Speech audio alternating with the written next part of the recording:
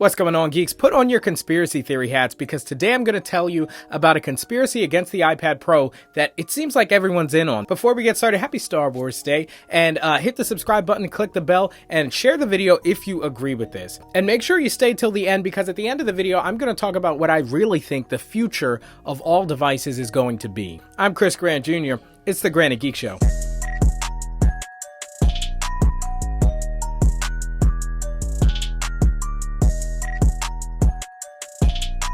Okay, so if I told you right now I could give you a powerful machine that could be the form factor of a desktop when you needed it, a laptop when you needed it, and a tablet if you needed it, would you not be intrigued?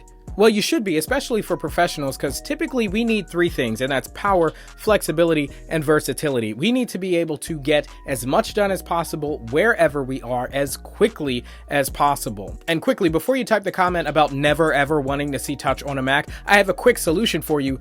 Don't touch the screen. You don't touch the screen, it's not a touchscreen Mac. You can use it as usual. But for those who need touch for graphic design or what have you, it can be. And that's really the point, is that the iPad can be almost anything you want it to be at any given time. Heck, you want to talk versatility, it can even be an iPhone if you really need it to be. Now, of course, I understand that software has been the main thing holding back the iPad Pro from truly becoming a professional's go-to device, and that's a reasonable claim. There are a lot of things software-wise that the iPad just can't do, even with the M1 chip. But what you cannot ignore is that they have been taking meaningful steps in that direction for years now. Are you going to say that a Thunderbolt port is not for professionals? How about the XDR display, or even the M1, which is in the 13-inch MacBook Pro? You have to remember that hardware is always the precursor to software. It's like, why release Adobe Premiere for a Motorola Razr flip phone? It's not going to be used at all. The hardware can't even begin to fathom what's necessary to run a software like that. And the iPad Pro hardware-wise is this close. And so then you'll have professionals saying, I don't know what this device is for, or who it's for, or who would even use this. Hold on, ring, ring. It's for you. M1, XDR, Thunderbolt, these are all, well, you could argue M1, but these are all pro-level hardware choices. WWDC is just around the corner, the biggest software event Apple holds, and with hardware being the precursor to software, you really don't think that they are setting up the iPad Pro M1 for some serious software changes, from the interface, file system, to professional apps? You know, I'll get comments all the time saying, oh, well, you know, Xcode can't run on the iPad, or insert your Pro app here could never run on the iPad. And that in and of itself is not an argument against the fact that this is the direction that Apple is moving with the iPad. And of course, not every professional workflow is going to be able to run on the iPad M1 as it is now, or even after WWDC. But I'll tell you what, for professional videographers and photographers and graphic designers, it's real close. Now, with that being said, this is what I'm seeing in the Pro community, but obviously share this video if you agree, if you want to see this talked about more.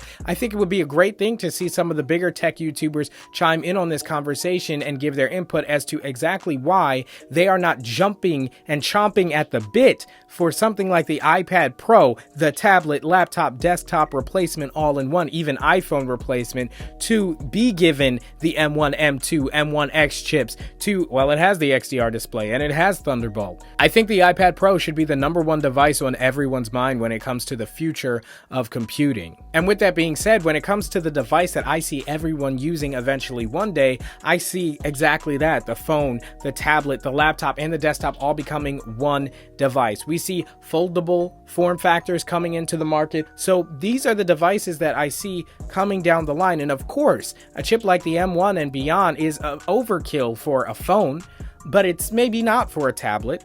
And it certainly isn't for a laptop, and it's probably on the low end for the desktop. And even if that doesn't sound right, if you don't like it, if you don't like the way that future looks, just sit with it for a couple of days and think about a world in which your phone could be docked as your desktop, could be used as your laptop, obviously with a bigger screen, and even a tablet. I really do think that this is going to be the winning form factor. And this is, of course, not thinking of what AR could bring to the game with some kind of Apple glasses or something like that. Although I really don't see those being used too much for professional work. with that being said, guys, don't forget we're doing an AirTags giveaway. Check out the videos here, and down in the description below for more details on that. And also, guys, the best thing you can do with this video in particular is share it. And if you don't have any friends, because we're geeks, and who are we kidding? We don't have friends. The next best thing that you can do is hit the like button and the subscribe button to help raise awareness for this discussion. Thank you guys so much for watching. I'm Chris Grant Jr. It's the Grant and Geek Show.